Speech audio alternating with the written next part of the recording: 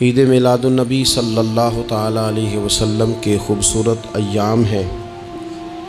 پوری دنیا میں اور دنیا کے ہر کونے میں نبی پاک علیہ السلام کے میلاد شریف کی دھوم مچی ہوئی ہے۔ ہر جگہ حضور کے فضائل، خصائل، شمائل بیان ہو رہے ہیں۔ نبی پاک کی نعتوں سے پورا زمانہ گونج رہا ہے۔ حضور کی سیرت مبارکہ کے فیوز و برکات سے اہل اسلام اپنے دلوں کو منور فرما رہے ہیں۔ اس کے ساتھ ساتھ حضور علیہ السلام جو روشن، خوبصورت، چمکدار تعلیمات لے کے دنیا میں تشریف لائے، وقت جیسے جیسے گزر رہا ہے لوگ محسوس کر رہے ہیں کہ نجات اگر ہے تو اسی رستے میں ہے جو مدینے والے رسول نے عطا فرمایا ہے صلی اللہ تعالیٰ علیہ وسلم۔ چونکہ اللہ تبارک و تعالیٰ نے خود نبی پاک کے ذکر مقدس کو بلند فرمایا ہے، اس لیے بہت سارے ذرائع، بہت سارے اسباب بن گئے۔ پہلے محافل، مجالس، میلاد کے اجتماعات کا انعقاد ہوتا تھا، جلوس ہوتے تھے۔ اب یہ کہ بڑے بڑے ٹی وی چینل اور دنیا کے بڑے بڑے نشریاتی ادارے، آپ جس طرف بھی دیکھیں گے رسول پاک علیہ السلام کا تذکرہ کرتے نظر آئیں گے۔ بہت پہلے کہا تھا اعلیٰ حضرت نے کہ عرش پہ تازہ چھیڑ چھاڑ اور فرش پہ طرفہ دھوم دھام، کان جدھر بھی لگائیے تیری ہی داستان ہے۔ کان جدھر بھی لگائیے تیری ہی داستان ہے۔ ہر جگہ حضور کے ذکر پاک نے روشنی بکھیری ہوئی ہے۔ اللہ تعالیٰ نے جہاں نبی پاک علیہ السلام کو بڑی عظمتوں، شانوں، رفتوں اور بلندیوں سے نوازا، وہاں یہ بھی فرمایا کہ وَمَا أَرْسَلْنَاكَ إِلَّا رَحْمَةً لِّلْعَالَمِينَ۔ ہم نے اپنے محبوب علیہ السلام کو تمام جہانوں کے لیے رحمت بنا کر بھیجا ہے۔ نبی پاک صلی اللہ تعالیٰ علیہ وسلم کا وجود سراپا رحمت ہے۔ حضور کا بولنا بھی رحمت ہے، خاموش رہنا بھی رحمت ہے۔ نبی پاک علیہ السلام کا کسی کو کچھ عطا کرنا بھی رحمت ہے، اور کسی کو صبر کی تلقین کرنا یہ بھی رحمت ہے۔ حضور کسی کو خوش ہو کے دیکھ لیں تو یہ بھی کرم کی بات ہے، اور محبوب کریم علیہ السلام کبھی ناراض ہو جائے تو اس کے بعد بھی جب حضور راضی ہوتے ہیں تو رحمت کی برکھا ہی برسا کرتی ہے۔ اور حضور علیہ السلام نے فرمایا ہے، میں نے اللہ کی بارگاہ میں یہ دعا کی ہے کہ مالک اگر میں کسی کو جھڑک دوں نا، کسی مسلمان مومن کو، تو مالک اسے بھی اتنا ثواب دینا جتنا تو فرض نماز کا ثواب عطا فرماتا۔ تو وجود سارے کا سارا حضور کا رحمت کاملہ ہے۔ نبی پاک کا مسجد نبوی شریف میں بیٹھ کر پیغام دین دینا بھی رحمت ہے، اور حضور اگر اسلحہ پہن کر بدر کے میدان میں آ جائیں، اللہ کے دین کو نافذ کرنے کے لیے دست مبارک میں تلوار اٹھا لیں تو یہ بھی کائنات کے لیے رحمت ہے، یہ بھی فضل ہے۔ کیوں؟ اس لیے کہ اگر جڑی بوٹیاں کاٹی نہ جائیں تو اصل فصل کا نقصان کر جاتی ہیں۔ اس لیے ضروری ہوتا ہے کہ ایسی چیزوں کو تلف کر دیا جائے جو انسانیت کے لیے نقصان کا باعث۔ اللہ تعالیٰ نے نبی پاک علیہ السلام کے وجود کو سراپا رحمت بنایا۔ بدقسمتی یہ ہوئی کہ دور جب بدلا نا اور لوگ اپنی ضروریات زندگی کمانے کے لیے میدان میں آئے، تو وہ اس طرح کی کچھ دوڑ میں ہم سب لوگ شامل ہو گئے کہ ایک مخصوص سی مادہ پرستی، ایک مخصوص سا مزاج، دولت کی اینک سے ہر چیز کو دیکھنے کا، تو ڈھیر سارا کچھ شخص اچھا ہے، اس میں بہت بڑی تعداد میں بھلائیاں پائی جاتی ہیں، اتنی زیادہ بھلائیاں کسی میں پائی جاتی ہیں، اتنا پیارا آدمی ہے، اتنا شستہ اس کا مزاج ہے، لیکن ہم جب کسی سے ملتے ہیں تو ہم یہ دیکھتے ہیں کہ اس کی ساری اچھائیاں اپنی جگہ پر پتہ چلے نا کہ وہ ہمیں کیا دے سکتا ہے، ہمارے کس کام آ سکتا ہے، ہمارے لیے کتنا نفع بخش ہو سکتا ہے، ہمارے لیے کتنا سود مند، یعنی وہ مزاجوں میں جو خاص نرمی ہونی چاہیے تھی، اور جو حضور نے فرمایا کہ تم میں سے بہتر وہ ہے جو لوگوں کے لیے نفع مند ہے، وہ والا مزاج نہیں بلکہ کچھ لینے کا۔ تو حضور علیہ الصلوۃ والسلام کو اللہ تعالیٰ نے رحمت بنا کر بھیجا۔ اس رحمت کاملہ ہی کی وجہ تھی کہ حضور نہ ظاہری طور پر بھی لوگوں کے جو روزمرہ کے معاملات تھے اس میں بھی بڑی خیر خواہی کے جذبات رکھتے تھے۔ نبی پاک علیہ الصلوۃ والسلام عام لوگوں کے بیچ اٹھتے بیٹھتے، ان کے ساتھ کھاتے پیتے۔ سرور کائنات کا طریقہ یہ ہوتا کہ اگر غلاموں میں سے کوئی بیمار ہو جاتا تو تیمارداری کرنے تشریف لے جاتے، صبر کی نصیحت کرتے، اللہ کے حبیب علیہ الصلوۃ والسلام اس کے لیے مناسب دوا بھی تجویز کرتے، دعا بھی فرماتے۔ حضور نے فرمایا اگر تم میں سے کسی شخص کہ ہاں کوئی خوشی کا موقع ہو تو وہ مختار ہے، دعوت دے نہ دے، لیکن اگر کسی کا انتقال ہو جائے تو مجھے خبر ضرور دینا، میں جنازے پڑھنا چاہتا ہوں۔ ایک مقام ایسا بھی آیا کہ جہاں میرے نبی پاک علیہ الصلوۃ والسلام نے فرمایا اگر میرا کوئی امتی دنیا سے چلا جائے اور ترکہ چھوڑ کے جائے، جائیداد چھوڑ کے جائے، مال و اسباب چھوڑ کے جائے تو وہ اس کی اولاد میں بانٹ دینا، لیکن اگر اس کے ذمے قرضہ ہو تو میرے پاس آ جانا، میں اس کا قرض ادا کر دوں گا۔ نبی پاک صلی اللہ تعالیٰ علیہ وسلم نے اپنی رحمت کے ساتھ امت کو جو حصہ عطا فرمایا، اور جس طرح سے حضور سید عالم صلی اللہ تعالیٰ علیہ وسلم نے ہمیں یہ اسباق پڑھائے، اس طرح ہونا نہیں چاہیے تھا جو ترتیب آج دنیا میں لگ گئی ہے اور جس انداز میں مسلمان اپنے صبح و شام گزار رہا ہے۔ آپ یقین کریں کہ کبھی کبھی یوں محسوس ہوتا ہے کہ جیسے خالص رشتوں کا ہونا اور اخلاص کا موجود ہونا اور للہیت کا نصیب ہونا یہ شاید کوئی بے موسمہ سا پھل ہو گیا ہے۔ شاید یہ کہ اب ڈھونڈنے سے، تلاش کرنے سے بھی ایسی چیزیں میسر نہیں آئیں گی کہ لوگ اللہ تعالیٰ کی رضا کو پیش نظر رکھیں۔ اور پھر اب تو اس طرح کا ماحول ہو گیا ہے کہ چونکہ زیادہ لوگ جھوٹ بولتے ہیں اللہ ماشاء اللہ، تو بیچ میں سچ بولنے والا عجیب لگتا ہے۔ چونکہ زیادہ دکانداری ہوتی ہے تو کوئی اخلاص کا مظاہرہ کرتا ہے تو وہ عجیب لگتا ہے۔ چونکہ زیادہ اللہ معاف فرمائے کہ دھوکہ دہی کا بازار گرم ہے تو اب یوں محسوس ہوتا ہے کہ جیسے کوئی بندہ کہہ رہا ہے میں صحیح سے چلوں گا تو لوگ سمجھتے ہیں شاید کوئی اداکاری کر رہا۔ حضور علیہ الصلوۃ والسلام نے جو لوگوں کے حق میں اپنی طبیعت میں نرمی پیدا کی، آپ یقین کریں بڑے سارے لوگوں سے ملنے کو جی چاہتا ہے لوگوں کا، ان کے پاس جانے کو، بیٹھنے کو، من کی باتیں کرنے کو۔ بہت سارے لوگ ایسے ہوتے ہیں جن کے بارے میں ہماری خواہش ہوتی ہے کہ بندہ بڑا اچھا ہے، لیکن اس کے پاس اگر چل کے جائیں گے تو ہمارے سٹیٹس کا کیا بنے گا؟ اگر ہم جا کے اس کی مجلس میں بیٹھ گئے تو وہ جہاں ہم خود میرے مجلس تھے اس کا کیا بنے گا؟ اگر ہم کسی شخص کی طرف بڑھ گئے، آگے بڑھ کے ہم نے 2 قدم آگے جا کے گرم جوشی سے اس کا استقبال کیا تو وہ شخص یہ نہ سمجھ بیٹھے کہ یہ تو کوئی لو سٹینڈرڈ رکھتا ہے۔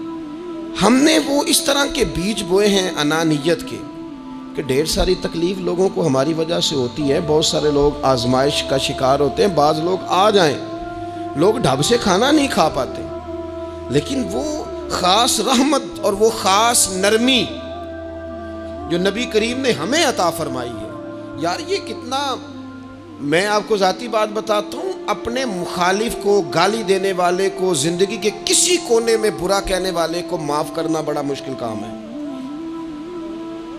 کسی شخص نے 30 سال پہلے بھی کبھی آپ کو کوئی سخت لفظ کہا ہو تو وہ بندہ سامنے آئے تو بات یاد آ جاتی ہے، یار اس نے یہ کہا تھا، باتیں کھٹکتی ہیں۔ کسی مقام پر کھڑے ہو کر کسی جگہ پر کسی بندے نے آپ کو تکلیف دی ہو، بندہ اس جگہ پہ آئے تو وہ چیز کھٹکتی ہے، لیکن یہ اعزاز صرف رحمت للعالمین محبوب کا ہے کہ حضور کے سامنے جب وہ لوگ پیش ہوئے حضرت وحشی جیسے کہ جنہوں نے پورا وجود کاٹ دیا تھا حضرت امیر حمزہ کا اور کان ناک آنکھیں نکال دی تھی، انہوں نے آ کے عرض کی حضور ہمارے جیسے گناہگار بھی آئیں تو معافی ہو جاتی ہے. فرمایا ہو جاتی ہے تو پڑھ کلمہ ہم فوراً ہی معاف کر دیں گے.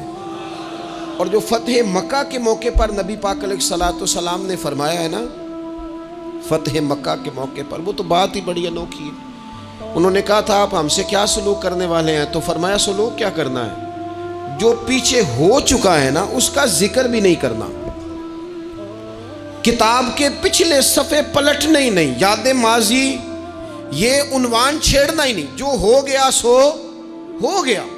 یہ خاص رحمت کاملہ اللہ تعالیٰ نے اگر عطا فرمائی ہے تو میرے اور آپ کے پیارے رسول ہی کو عطا فرمائی ہے. یہ خاص جذبات اور یہ خاص کیفیات حضور نا، دیکھو ماں باپ جو ہوتے ہیں نا اولاد کے حق میں بڑے شفیق ہوتے ہیں. میں بڑی ذمہ داری سے بات کرنے لگا ہوں. ماں باپ کے ساتھ اگر کوئی سب سے بڑھ کے زیادتی کرتا ہے تو کرتی بھی اولاد ہی ہے. بڑا کچھ کر جاتے ہیں بچے، بعض ایسی باتیں بھی کر جاتے ہیں کہ جو اسے نہیں کرنی چاہیے. لیکن کہو نا والی صاحب سے کنارہ کر دیں بچے سے، جس کے 9 بیٹے بھی ہیں اسے بھی کہو نا کہ تو کر ذرا کنارہ کر کے دکھا، نہیں کر سکتا. وہ شفقت پدری جو رب نے اس کے سینے میں رکھ دیا وہ کیسے نکالے گا؟ 20 دفعہ غصہ آیا تو اس نے پلان کیا کہ آج کے بعد نہیں، ختم. اب میں نے بتانا ہے اس کو کہ کس طرح کوئی کسی کے ساتھ زیادتی کرتا ہے، لیکن 1 گھنٹہ بھی نہیں تیرا گزرا، کیونکہ شفقت پدری ہے. خدا را یہ میرا اور آپ کا سب کا معاملہ، اس کو سمجھیے گا. شفقت پدری اگر مرشد ہو نا، کبھی مرشد کریم، تو پرخشیں اڑا دینے والوں کو بھی سینے سے لگانے کا حوصلہ رکھتا ہے، چونکہ وہ شیخ جو ہے اس کا دل جو بڑا ہے. کئی دفعہ سارا سینہ چھلنی ہوتا ہے پر اس سینے چھلنی کرنے والوں کو بھی سینے سے لگانا پڑتا ہے. اس لیے کہ دل دریا سمندروں ڈونگے کون دلاں دیاں جانے، 14 طبق دلے دے اندر تے تمبو وانگوں تانے. مشکل کام ہے استاد صاحب. وہ مطلب ہم نے یہ دیکھا ہے کہ بچے کو اٹھانے کے لیے والد آ گئے کہ نہیں جی نہیں ہم نے نہیں پڑھانا، تو استاد صاحب کہنے نے او میں بڑی محنت کی تھی جی ہم تے چل گیا ہے 6 کو مہینے ویکھو تے صحیح، میں نے بڑی مشقت کی ہے، یہ راہ میں نہ اسے لے جاؤ. میں نے تو کئی ناشتے نہیں کیے کہ کلاس میں پہنچنا تھا. کئی دفعہ میں نے کھانا چھوڑ دیا کہ مجھے دیر ہو گئی تھی. نہ لے کے نہ جاؤ، میری مشقت ہے. یہ میں آپ کو وہ والی مثالیں دے رہا ہوں جو صرف میرے اور آپ کے عقل کے قریب ہیں. جب تیری 20 غلطیوں سمیت تیرا والد، تیری ماں، تیرے مرشد، تیرے استاد، تیرے بزرگ، تیرا بڑا بھائی تجھے قبول کر لیتے ہیں نا، تو بس سمجھ لے یہ جتنا بھی پیار کرتے ہیں یہ سارا ایک قطرہ ہے، اور محبوب جو محبت کرتے ہیں اس میں سارے دریا سما جایا کرتے ہیں. رسول پاک جو پیار کرتے ہیں نا، نبی کریم جو محبت کرتے ہیں، حضور، اور حضور کو سب سے زیادہ غم کیا رہتا تھا؟ روزی روٹی کا نہیں، اس کا بھی بندوبست کیا، تعلیم و تعلم کا بھی بندوبست کیا. حضور کا سب سے بڑا احساس یہ تھا کہ میری امت دوزخ سے بچ جائے، جنت میں جائے، گمراہ عقائد سے باہر آئے، راہ حق انہیں نصیب ہو. اس کے لیے نبی پاک جد و جہد کرتے. حضور کو روڑے مارنے والے، پتھر مارنے والے، کانٹے بچھانے والے، گردن پہ اوجڑیاں رکھنے والے رات کو سکون سے سو جاتے، اور نبی پاک انہی لوگوں کے لیے رات کو ہاتھ اٹھا کے ہدایت کی دعائیں کرتے رہتے. وہ روڑے مار کے سو گئے جا کے، اور جس نے روڑے مارے وہ نبیوں میں رحمت لقب پانے والا، مرادیں غریبوں کی بر لانے والا. اور کسی نے کہا تھا لے کے پہلو میں غم امت نادار آئے، لے کے پہلو میں غم امت نادار آئے. وہ دیکھو امتی امتی کہتے ہوئے سرکار آئے. وہ دیکھو نا امتی امتی کہتے ہوئے، لے کے پہلو میں غم امت نادار آئے. حضور کے پہلو میں غم ہے امت. یا اللہ مہربانی فرما، یا اللہ مہربانی فرما. اور صبح قیامت بھی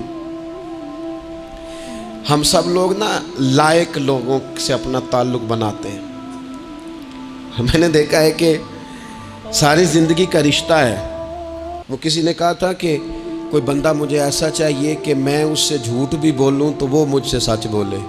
کچھ لوگ ایسے چاہیے ہوتے ہیں نا زندگی میں کہ وہ توأن و کرہن ساتھ ہی رہے، لیکن یہ ہوتا نہیں، مشکل کام ہے. لوگ کہتے ہیں اگر لائق ہے تو میرا ہے، نالائق ہے تو پھر میرا. بنتے نہیں. یقین کریں آپ سے زندگی میں کوئی خطا ہو گئی کو آپ کا بننے کو تیار نہیں ہوتا، کہتا میرا نہیں تعلق بھائی، میں اس کے لین دین کا بالکل ذمہ دار نہیں، میرا اس کا کوئی رشتہ نہیں، تو جان یہ جان، کاٹ دیا. اور اگر گناہ ہو گیا، غلطی ہو گئی، انسان سے ہو جاتی ہے. اپنی ساری غلطیوں سمیت اپنے آپ سے پیار ہے اور دوسرے سے ایک ہو جائے تو. لیکن کچھ لوگ ایسے ہوتے ہیں، حضور غوث پاک کے مدرسے کے اساتذہ نے کہا تھا حضور سبق بانٹنے ہیں، پیریڈ لگانے ہیں، آپ کو کون سی کتاب دے دیں، فقہ، اصول، تفسیر، حدیث کیا پڑھائیں گے؟ تو آپ فرمانے لگے نہیں، تم مجھے سبق نہ کوئی دو، تم اس طرح کی تقسیم کرو کہ لائق بچے سارے تم رکھ لو، نالائق سارے مجھے دے دو. حضور علیہ السلام نے فرمایا قیامت کے دن جو بڑے بڑے گناہ گار ہوں گے نا، بڑے وہ میری چادر کے نیچے چھپے ہوئے ہوں گے. چور حاکم سے چھپا کرتے ہیں یا اس کے سوا؟ تیرے دامن میں چھپے چور انوکھا تیرا. اور حضور ہمارے وکیل نہیں، حضور ہمارے شفیع ہیں. حضور ہماری وکالت نہیں کریں گے، حضور ہماری شفاعت کریں گے. وکیل وہ ہوتا ہے جو کٹہرے میں کھڑا ہو کے جج صاحب سے کہتا ہے اس نے کوئی جرم نہیں کیا، بلا وجہ الزام لگایا گیا ہے، اس نے کوئی خطا نہیں کی، یہ ذاتی اناد پال رہے ہیں، یہ بندہ ہی بڑا اچھا ہے، یہ تو تھا ہی نہیں موقع پہ، اس نے تو کیا ہی کچھ نہیں، وکالت کرتا ہے اسے معاف کر دو. یہ وکیل ہوتا ہے. اور شفیع وہ ہوتا ہے جو کہتا ہے اس نے سارا کچھ ہی کیا ہے پر میں جو آ گیا ہوں، سارے جرم اس نے کیے ہیں پر میں آ گیا ہوں نا، میرا آنا دیکھا جائے اور اسے معاف کر. تو نبی کریم علیہ السلام نے خاص، اور پھر کچھ ایسی چیزیں جو بالکل سادی تھیں، اس کا بھی نبی پاک صلی اللہ تعالیٰ علیہ وسلم نے لوگوں پر بوجھ نہیں ڈالا. حضرت سیدنا ابن مسعود رضی اللہ تعالیٰ عنہ فرماتے ہیں، مسلم شریف میں موجود ہے، کہتے ہیں حضور ہمیں کبھی کبھی واز سنایا کرتے تھے، ہر روز تقریر نہیں سناتے تھے. یا رسول اللہ صلی اللہ علیہ وسلم ہمارا دل کرتا ہے. فرمایا میں نہیں چاہتا کہ تم تکلیف میں آ جاؤ. حضور فرماتے ہیں میں لمبی نماز پڑھانا چاہتا ہوں، پیچھے سے کوئی بچہ رو پڑتا ہے، میں اللہ کی نماز مختصر کر دیتا ہوں. نبی پاک صلی اللہ تعالیٰ علیہ وآلہ وسلم کی عادت مبارکہ تھی. حضور سواری پہ چل رہے ہوتے تھے تو کوئی غلام ساتھ چلنا چاہتا تھا تو فرماتے تھے میرے ساتھ آ کے سواری پہ بیٹھ جا. یا رسول اللہ میں آپ کے ساتھ نہیں بیٹھ سکتا، میں تقاضا ادب ہے کہ میں آپ کے ساتھ نہ بیٹھوں. تو حضور فرماتے پھر واپس چلا جا، میری طبیعت گوارا نہیں کرتی کہ میں سواری پہ چلوں اور میرے ساتھ جو لوگ ہیں وہ پیدل سفر کریں. احساسات، جذبات، محبوب کریم کو اللہ تبارک و تعالیٰ نے جو دل عطا کیا. آپ دیکھیں چھوٹے چھوٹے بچوں، وہ ہمارے ہاں نا جی بزرگ ناراض نہ مجھ سے ہو جائیں، ہمارے ہاں بزرگ بعضوں کا شکوہ کرتے ہیں، کہتے ہو کاکا ادھر آئے نا تو میرے نہ سلام نہیں لئی. بھئی آپ لے لیتے سلام، یہ کچھ جھگڑے والی بات ہے؟ آپ سلام کر دیں. رسول پاک کی عادت مبارکہ تھی کہ چھوٹے چھوٹے بچے گلیوں میں ہوتے تو حضور آگے بڑھ کے خود انہیں سلام کہتے، ان کے سروں پہ دست شفقت پھیرتے، ان کی چھوٹی چھوٹی باتیں سنتے، ان کے سوالات کے جواب ارشاد فرماتے. اللہ کے پیارے رسول صلی اللہ تعالیٰ علیہ وسلم کا تو یہ معاملہ تھا کہ عبادت کے معاملے میں بھی جب ایک شخص نے کہا کہ یا رسول اللہ میں ساری رات نماز پڑھا کروں گا، سارا دن روزہ رکھوں گا، تو حضور نے فرمایا نہ، آنکھیں تکلیف میں آ جائیں گی، وجود تھک جائے گا. ایک سرکار کی زوجہ محترمہ ام المومنین نے رسی باندھ لی تھی مسجد نبوی میں کہ میں جب تھک جاؤں گی تو ٹیک لگا لوں گی، پر میں نے پڑھنی ساری رات ہے نماز. اللہ کے محبوب نے فرمایا جتنی دیر طبیعت اجازت دے اتنی دیر پڑھو، باقی آرام کرو. اور فرمایا تمہاری آنکھ کا بھی تمہارے اوپر حق ہے، تمہارے وجود کا بھی تمہارے اوپر حق ہے. یہ ساری چیزیں نبی پاک صلی اللہ تعالیٰ علیہ وسلم کی امت کے ساتھ رحمت پر دلالت کرتی ہیں.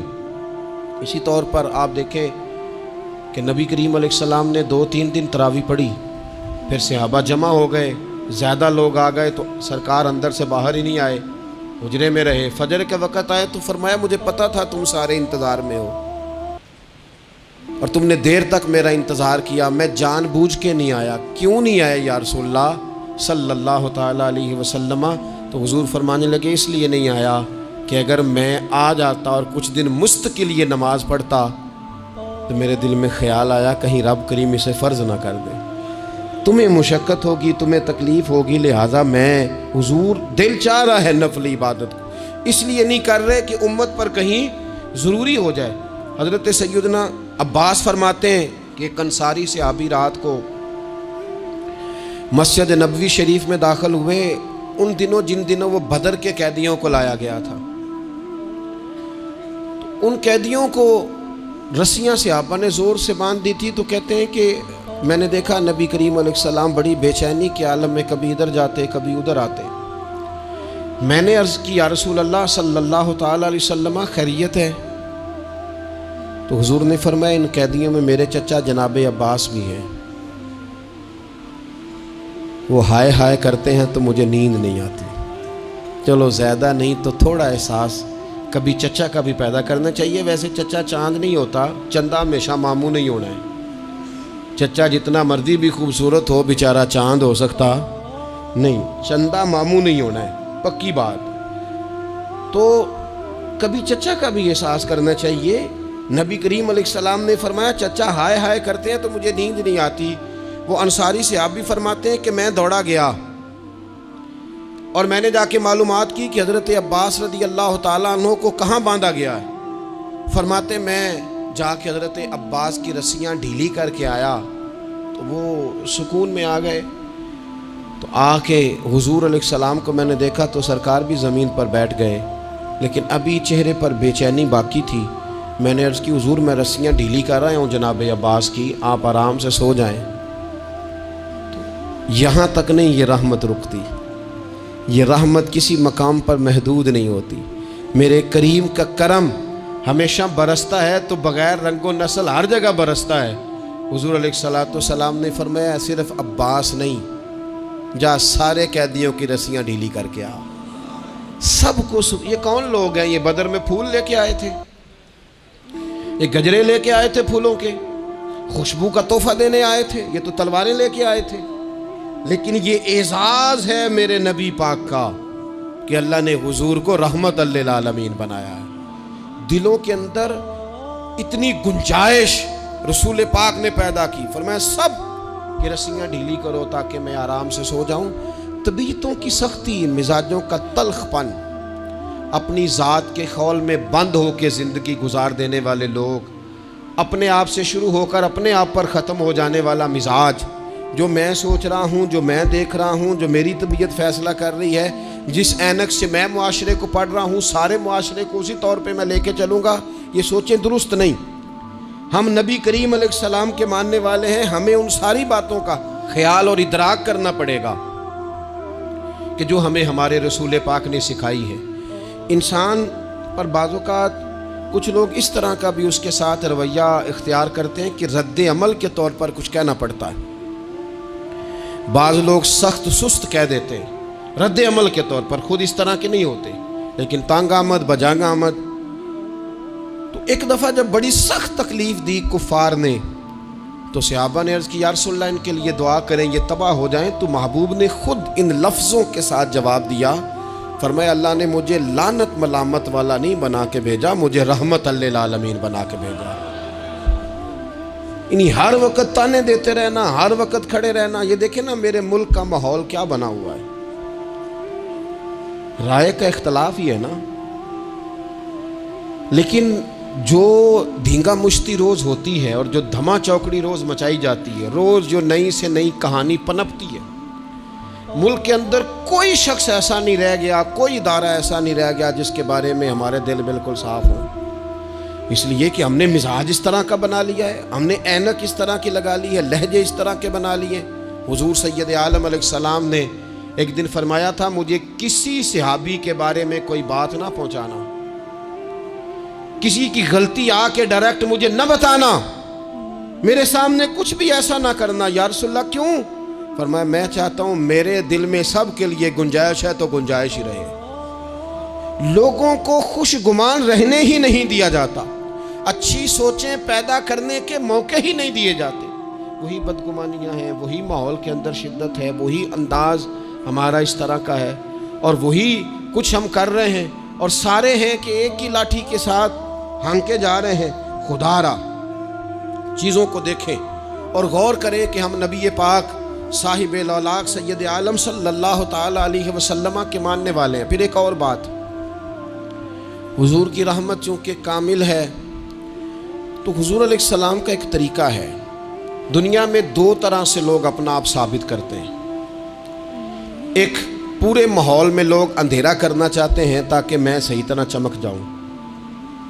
وہ پھر بتاتے ہیں کہ اس وقت دنیا میں کوئی آدمی بھی میرے سوا ٹھیک نہیں ہے. کسی کا بھی تذکرہ ان کے سامنے کیا جائے تو ایک دو چار کمزوریاں اس کی وہ بتا دیتے ہیں، کیونکہ وہ فل اندھیرا کرنا چاہتے ہیں اور سمجھتے یہ ہیں کہ جب میں اندھیرا کروں گا تو پھر میں زیادہ چمک جاؤں گا. اس لیے باقاعدہ منصوبہ بندی کی جاتی ہے اور باقاعدہ لوگ بٹھائے جاتے ہیں اور کردار کشی کرنا ایک پورا ماحول بنا دیا گیا، اور کوئی بھی شخص اس سے مبرہ نہیں، وہ دینی تعارف رکھتا ہو یا دنیاوی تعارف رکھتا ہو، سیاسی سماجی معاشرے میں کوئی مقام رکھتا ہو یا سیاسی قد کاٹ سے اس کا تعارف ہو. کردار کشی عام بنا دی گئی اور اس پر لوگ خوش ہوتے ہیں. میرے بھائیوں، نبی کریم نے بھی اپنا اثبات کیا ہے، لیکن رسول پاک کا طریقہ یہ نہیں ہے کہ کسی دوسرے کی نفی کر کے ہی اپنا اثبات ہوتا ہے. قرآن تو نبی پاک پہ نازل ہوا ہے نا، حضور قرآن لے کے آئے ہیں، پر اس قرآن میں تو حضرت موسیٰ کی تعریفیں بھی ہیں، حضرت عیسیٰ کے تذکرے بھی ہیں، جناب عیسیٰ کے معجزات بھی ہیں، اس میں تو حضرت نوح کا ذکر بھی ہے، اس میں تو حضرت آدم کا ذکر بھی ہے، اس میں تو حضرت یوسف علیہ السلام کے حسن و جمال اور کمال کے تذکرے، اس میں تو جناب لقمان حکیم کی حکمت اور دانائی کی بات ہے، اس میں تو حضرت خضر کا تذکرہ ہے. اس قرآن مجید کے اندر تو اولیاء اللہ کی شان ہے، اس میں تو ماں باپ کی فضیلت ہے، اس میں تو پڑوسیوں کی بات ہے. اس قرآن مجید نے تو غریب کی بات کی، یتیم کی بات کی، بیوہ کی بات کی. تو رسول کریم نے بتایا کہ دوسروں کو پیچھے کر کے اپنے آپ کو آگے نہیں کیا جا سکتا، تم سب کو ساتھ لے کے چلو، تمہیں اللہ امامت عطا فرما دے گا. حضور نے تعارف کرایا اپنی امت کو سارے نبیوں کا، رسولوں کا. حضور نے ان کے تذکرے کیے، احادیث میں ان کے تذکرے ہوئے. حضور نے ہر ایک کی شانیں بلند کر کر کے بیان کی اور فرمایا کسی نبی کی بات میرے ساتھ ملا کر اس طرح نہ کرنا کہ ان کی کسر شان ہو جائے معاذ اللہ. میرا اور اس کا تقابل اس طرح نہ کرنا کہ وہاں کسر شان. وہ کسی نے میرے اعلیٰ حضرت کے سامنے کہا تھا نا، شان یوسف جو دبی وہ بھی اسی در پہ دبی. تو اعلیٰ حضرت کہنے لگے حضور تو کسی کو دبانے آئی نہیں، یہ تو کیا بات کر رہا ہے؟ تو کہہ شان یوسف جو بڑی وہ بھی اسی در سے بڑی. یہ کہہ کہ نبی پاک تو عزتیں دینے آئے، ہر ایک کی قسمت میں حضور نے عزت لکھی. کہا باپ راضی ہو گیا تو رب راضی ہو گیا. فرمایا ماں کے قدموں کے نیچے جنت، بہنوں کی بیٹیوں کی پرورش جو کر کے آئے گا میرے ساتھ جڑ کے انگلیوں کی طرح جنت میں جائے گا. فرمایا تم میں سب سے بہتر وہ جو اپنے گھر والوں کے لیے، اپنی بیوی کے لیے بہتر، میں تم سب سے زیادہ اپنے گھر والوں کے لیے بہتر. فرمایا پڑوسی سے اس نے سلوک کرنے والوں یاد رکھنا کہ اس کے تو حق اتنے زیادہ ہیں کہ ڈر ہے کہ کہیں وراثت میں شامل نہ کر دیا جائے. نبی پاک علیہ السلام نے فرمایا جو بی بی صرف حاملہ ہو، حاملہ، اسے رب کی بارگاہ میں اتنا ہی اجر ملتا ہے جتنا تلوار لے کے جہاد کرنے والے کو ثواب ملتا ہے. اور جب اس کے ہاں بچے کی ولادت ہوتی ہے اللہ اسے شہید جتنا درجہ دیتا ہے. اور جب وہ بچے کو دودھ پلاتی ہے تو ایک ایک گھونٹ کے بدلے رب غلام آزاد کرنے کا ثواب عطا کرتا ہے. یا رسول اللہ اسی کی صرف شان ہے؟ فرمایا نہیں، آدمی کے بال سفید ہو جائیں، مومن مسلمان سفید بالوں والا، اگر تم نے اس کی عزت کی تو سمجھ لینا تم نے اپنے رب کا احترام کیا ہے. یا رسول اللہ تاجر؟ تو فرمایا سچ بول کے تجارت کرنے والا تو قیامت میں نبیوں کے ساتھ ہوگا. یا رسول اللہ یہ عالم، یہ طلباء، یہ دور دراز سے آنے والے لوگ؟ تو محبوب نے فرمایا یہ تو کوئی ڈگری نہیں لیتے، پہلے دن ہی گھر سے نکلتے ہیں تو فرشتے پیروں کے نیچے پر بچھا دیتے ہیں. یا رسول اللہ وہ مزدور دیکھا، مزدور سڑکوں پہ بیٹھا، رول گئے لوگ اپنے مطالبات کے لیے احتجاج کرتے. وہ کسان دیکھے دنیا سو رہی ہے اور ٹھنڈ میں جا کے فصلوں کو پانی دے رہے ہیں۔ وہ ہم نے مزدور دیکھے جن کے ہاتھوں پہ چھالے پڑ گئے۔ لوگوں کی انہوں نے بلڈنگیں کئی منزلہ بنا دی، پر اپنے چھت سے پانی ٹپکتا روک نہ سکا۔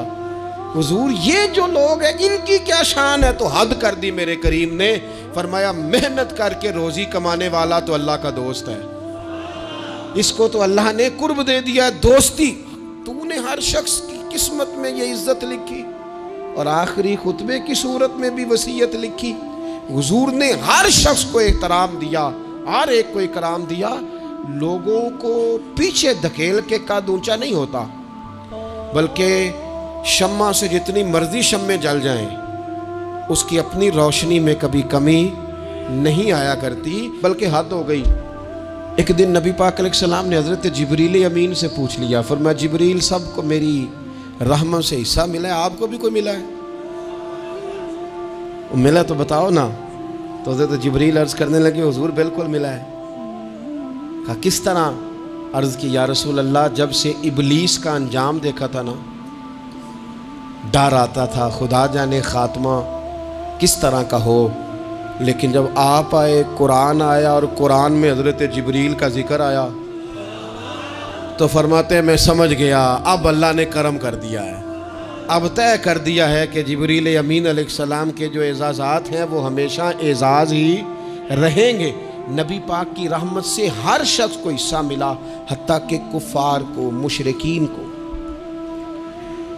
منافقین کو۔ رسول پاک علیہ السلام ہر ایک کے لیے رحمت بن کے تشریف لائے، یہاں تک کہ جانور بھی حضور کے پاس آتے تھے تو اپنے دکھ سنا جاتے تھے۔ حضور تو ان کو بھی تھپکیاں دیتے، تسلیاں دیتے۔ حضرت انس بن مالک کہتے ہیں لوگوں مجھے وہ دن بھولتا ہی نہیں جس دن نبی پاک مکے سے ہجرت کر کے مدینے آئے تھے۔ لوگ گلیوں میں، چھتوں پہ حضور کی اونٹنی کے گرد یا رسول اللہ یا محمدہ کی صدائیں ہم نے اپنے کانوں سے سنی۔ ایک بڑی شان رکھنے والا قبیلہ بنو نجار، اس کی بچیاں کونے میں دف لے کے بیٹھ گئیں، کہنے لگی یہ نہ سمجھنا کہ ہم کوئی عام ہے، ہم بہت بڑے خاندان کی بیٹیاں ہیں، لیکن آج یہاں اس لیے بیٹھی ہیں کہ دیکھو تو صحیح ہمارے پاس آیا کون ہے۔ وہ ننھی بچیاں جو بیٹھ کر وہاں دف بجاتی تھیں، وہ رسول پاک کی جانب اشارے کر کے گاتی تھیں اور کہتی تھی ہم ہیں بچیاں نجار کے عالی گھرانے کی، ہمیں خوشی ہے آمنہ کے لال کے تشریف لانے کی، خوشی ہے آمنہ کے لال کے، بس رہے گا یوں ہی ان کا چرچا رہے گا یوں ہی ان کا، پڑے خاک ہو جائیں جل جانے والے، آخر دعویٰ یعنی الحمد۔